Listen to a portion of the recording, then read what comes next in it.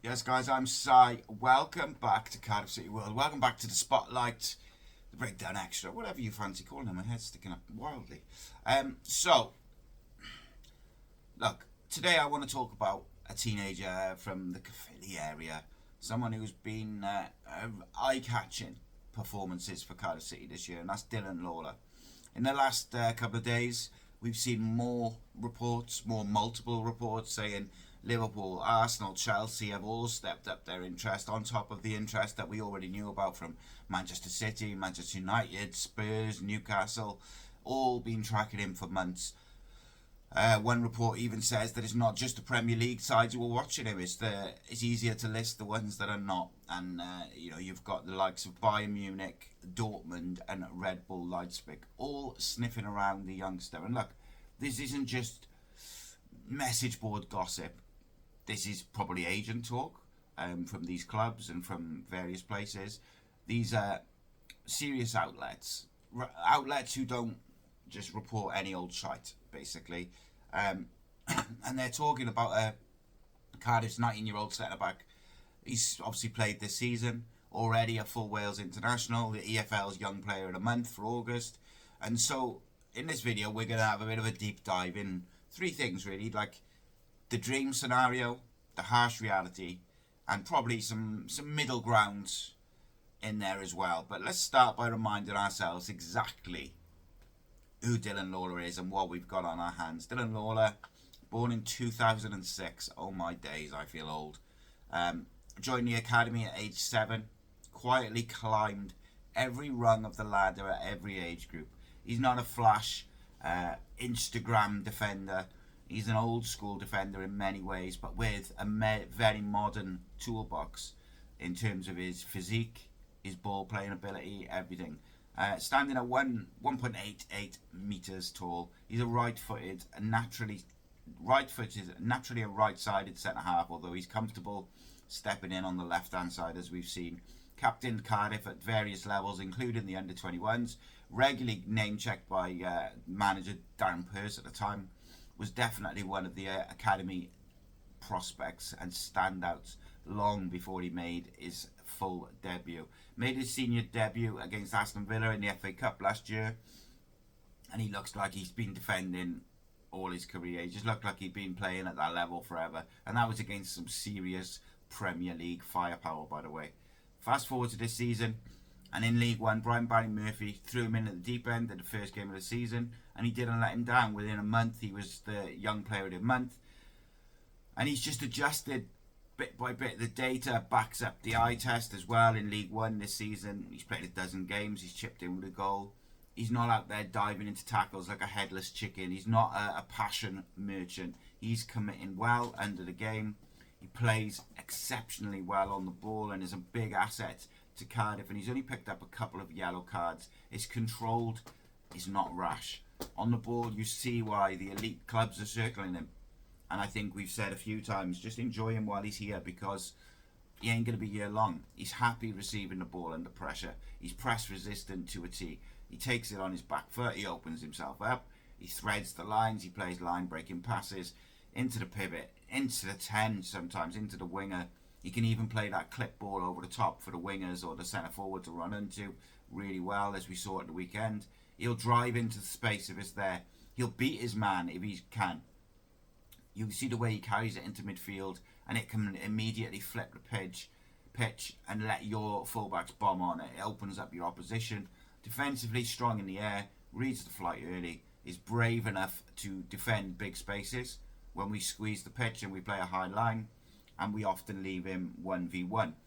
He's defensively very sound, and on the ball he's excellent. Now, of course, he's not a finished article. He's got things to learn. We know this. He's a young defender. But when you add to the layer of what we just said about his game, his club level, you add that to the international side of it. He's captained Wales at different youth levels, scored an important goal for the under-17s to help them qualify for the Euros, and now he's in the senior squads. 3 caps already, a man of the match performance on his debut against Kazakhstan in the World Cup qualifying. And this isn't just Cardiff fans like overhyping a young player. This isn't like us going, all right, it's one of our own, he's great. Like, we got loads of our own. This guy is a standout. This is a 19-year-old centre-back who's starting his senior football journey and already playing for his country, already ticking every box you'd want for a modern ball-playing defender. And that's why half of Europe are after him, and or certainly got attention of him, should I say.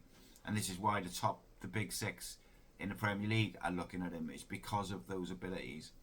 But when you actually spell it out, because it is mental, and you hear it out loud. Team Talk have reported this week Liverpool, Arsenal, Chelsea have now entered the race in recent weeks. Man United, Man City, Spurs, Newcastle already in the race and had eyes on him. That's more than half the Premier League are said to be scouting him regularly. On top of that, you've got the German big guns like Bayern Munich, Dortmund, Leipzig, all looking at him.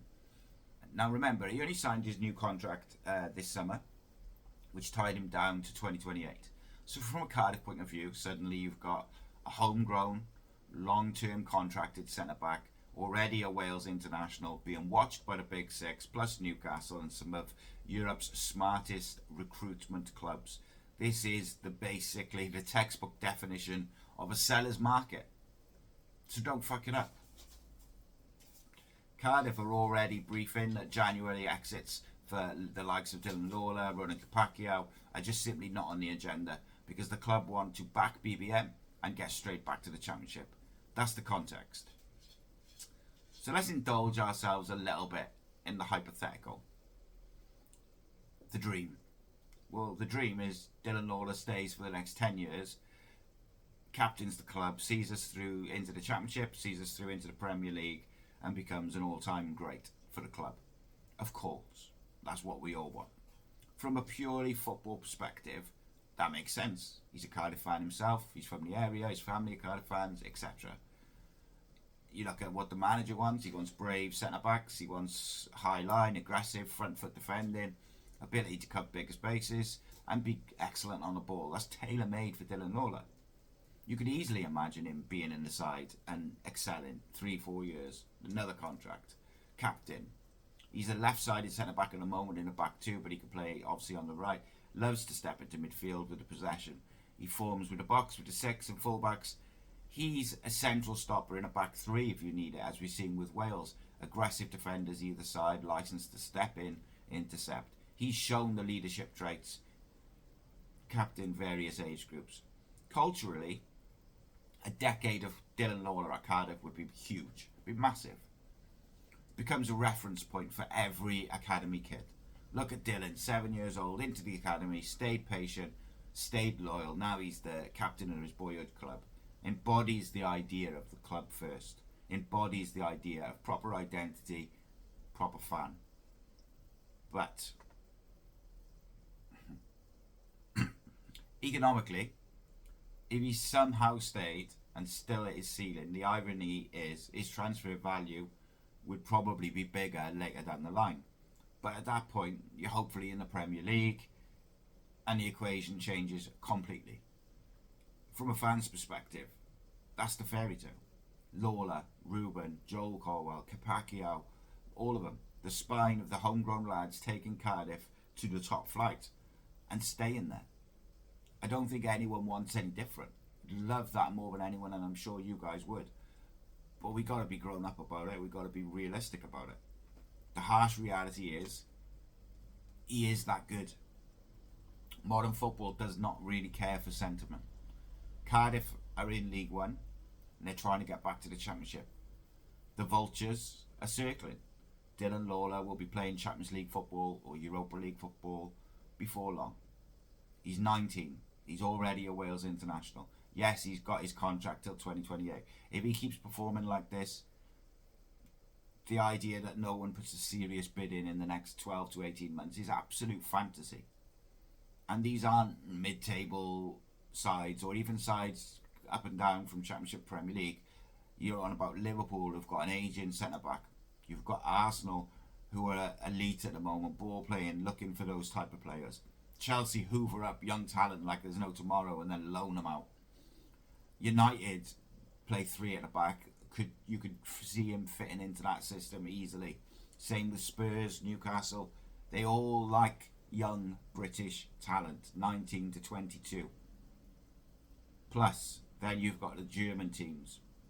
They love taking physically dominant, technically clean young players from the UK market, polishing them up in the Bundesliga, and then selling them on. So what does realism look like? Well, the realism says if he keeps starting for Cardiff, playing for Wales, by the end of this season, he's going to have double digits League One starter with international minutes. Next season, if he's up here, or if he's still here, winning the championship, hopefully, he's going to be against better forwards. Every week, his value is going to go up. At some point, someone will offer a big money fee. Someone might slip down 15, 20 million. Maybe more if the market goes wild. Maybe more if he keeps going the way he's going. For a club that's dropped down into League One, turning 15, 20 million down is tough. And especially if Lawler's camp are looking at it thinking, well, this is life-changing money. This is Champions League pathway. This is my chance to live the dream. Even with a contract till 2028. You reach a point where refusing bids can do more harm than good. Because you risk unsettling the player. You risk losing the other young lads if they feel you're blocking careers. My honest view, everyone's got a price. My honest view is the most likely scenario is sometime in the next couple of years, Dylan Lawler will be playing brilliant for Cardiff and then goes. That's the nature of football. It's the nature of the food chain. The key to me is how he goes. And whether Cardiff City, for once, maximise it. The hope. Smart sales, loan backs, clauses. And this is where Cardiff have got to be clever. And where there can be a genuine hope for fans. You can't stop the big clubs coming in. It's the way of football. But you can shape the deal. Modern transfers are full of clauses, loan back options, sell-on percentages, appearance-based add-ons, buyback clauses, all of it. We've seen in the EFL there are examples of where a club sells a key player and then loans it back. I think it was Max Bird went from Derby to Bristol City and then went back on loan, helped him get promoted. I think it was the McLean from Aberdeen to Norwich, loaned back for the rest of the season. So look, let's talk through some of these realistic win-ish scenarios for Cardiff, right? Because we all want him to stay, essentially. Scenario A is a January sale. He's loaned back in the summer. This is the one which everyone's worrying about now, and of course they are, including me. A Liverpool or an Arsenal or a United, whoever, come in, and they don't want to risk the price in the summer. They don't want to auction, so they put the money down now. He's still relatively early in his career, so from the Cardiff side, the opening position has got to be big fee up front. You're talking proper first team money, not token academy money. With this level of interest, there is zero reason we shouldn't be talking 15 million plus. In fact, I think I'd be absolutely incandescent with rage if we took less than 15, especially with the contract and the amount of interest. The add-ons, appearance add-ons for the buying club, international caps, European qualification, trophies, international qualification, sell-on clause. If he becomes an £80 million defender in 5 years, Cardiff get a big old percentage of that. And then lastly, a loan back to Cardiff till the end of the season. And you make it non-negotiable. If that bid lands mid-season, he comes back on loan for the rest of the season, or there's no deal. For the buying club, it's not actually a bad model, right? They lock in the talent before the price explodes. The player keeps playing every week, developing in the league where he's being tested physically. They can control his minutes, the pathway from the summer. For Cardiff, you're effectively saying, we'll take the money now, but we're not sabotaging our promotion push for it. You bank the FFP money, for the fee for FFP, and you build the squad out in the summer ready for the championship, hopefully. But the starting centre-back hasn't disappeared halfway through a promotion push. A difficult promotion push at that. Is it ideal? Is it what I want? No. But you have to still watch out for a big club, especially halfway through the campaign in January. and especially with this level of talent and this quality of form. From a pure football and financial perspective, it is what it is. Scenario 2, promotion in the summer, sale in the summer, and then you get him back next season on loan. This is the one that weirdly might suit everyone the best. I think Cardiff go up, get promoted. Lawler's been immense all season. You have a bit of an auction. His profile at Wales keeps growing. And then at that point, his market value will be even higher. The pool of suitors probably shrinks a little less. The serious ones are still there, but the ones that have got the big money will be prepared to pay. So say a Liverpool or a Dortmund come in at that point. They offer real money. Cardiff negotiate from a real position of strength. He's an international. He's just helped us win promotion. He's got 3 years left on his deal. This is the price. If you want him to be a long-term project, leave him with us for another year in the Championship. Now you're talking a model where Cardiff get a monster fee, a Championship level centre-back for 46 days. You keep the homegrown lad where he is. He keeps to play another season for Cardiff. And you haven't got to pay Premier League wages. The buying club gets the player, gets it all done and dusted, and then they get to have him develop at Championship level. And he walks through the door at 21, ready to play first team football. Again, you can look at the previous examples of this. Sold, loaned back, and helping their teams. It absolutely can happen. The selling club insists on it. The buying club, if they want the player, they will do it. Cardiff's job is they have to be ruthless in these negotiations, which is a worry. I think we all know we do not sell well. Do not cave for the first big club that comes to woo you. Do not cave to the first bid. Use the competition between all these clubs and squeeze the best possible deal for Cardiff City whilst looking after Dylan Lawler. So what Cardiff have got to do now is, regardless of what happens, there's got to be a few non-negotiables. 1, you treat Dylan Lawler as the absolute cornerstone of this team that he is. Not putting him in the shop window. BBM's whole structure, especially that rest defence, is built on having centre-backs who can hold a high line and manage transitions. For as long as he is here, Dylan Lawler has to be first choice when he's fit. No half measures, no rotating him to protect the asset. The best way to protect his value is to let him play, make mistakes and recover. The best way for him to develop is exactly the same. Let him play, make him the main man. Number 2, keep the environment good so that he wants to stay as long as possible. The environment at Cardiff City has definitely improved since Brian Barry Murphy came in. The detail in the coaching, the clarity in the individual roles of the players, the whole way the club has been, even looking after the physical development of the players and the sports science side, the messaging to him and his family and the fans has to be the same. There is a long-term plan. We want you to stay. If things happen, then things happen. If Cardiff can show that staying here for another 18 to 24 months, in whatever way, actually helps him in the long term, more games, more Wales caps, promotions, etc. on his CV, then even his representatives, his family, they will all want him to stay as much as he'll want to stay. And then 3, be clever when you negotiate. When these clubs come and knocking, you get the meaningful add-ons, you get the proper sell-on percentages, you get the loan back written in the deal. Maybe you get some appearance-based uplifts in there as well, Champions League appearances, whatever it may be. Just keep that fee ticking along. This is a generational talent, so treat him like it day in, day out, and treat him like it in the negotiations.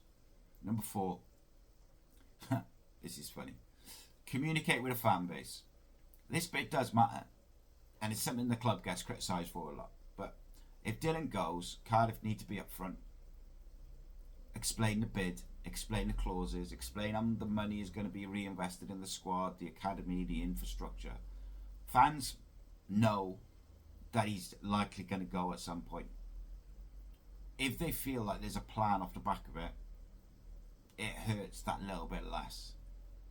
What hurts is when you sell a gem, one of your own, the money vanishes into a black hole, there's no plan on the pitch, and you sell him for less than what you should have.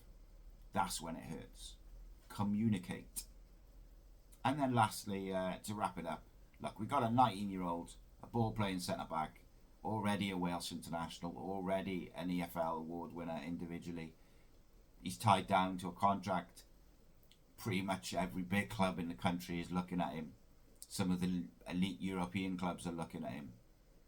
We have to accept that the likelihood of Dylan Lawler staying here for 10 years is probably slim. Do I want it? Of course I do. But the dream is he stays for a decade, becomes the captain and leads us back to the Premier League. The reality is football doesn't give two hoots about sentiment. The reality is it's a short career for the player. He's got to do what's best for him. The hope lies that Cardiff can negotiate properly and get the best for the player and the club. For now, he's ours, he's one of our own, he's wearing 48, he's stepping out from the back, he's pinging passes into the midfield, into the attacking areas, he's scoring ridiculous solo goals. Enjoy it. Because whatever happens next, we're going to look back on these early days of Dylan Lawler playing for Cardiff City as something special. He is one of our own. But most importantly, he is a generational talent. And the emergence of this hometown lad, when he goes to the very, very top of this game, we can all remember it fondly. Let's enjoy it for now, though. Let me know in the comments, what's your price for him? Would you sell him in January, even with a loan back? What sort of fee would you be asking for? Would you try and hold on to him as long as possible over the next couple of years and just turn down all bids? Would you take the first bid that comes? It's unfortunate. It's depressing. He's such a quality player, but you have to live in the real world ultimately. Make sure you hit that subscribe button, like, share, all that good stuff. We'll, of course, keep you informed in everything which is going on. Cardiff City content, 7 days a week. Take care, my friends, and look out for the interview I did with Dave Jones yesterday. It's a belter.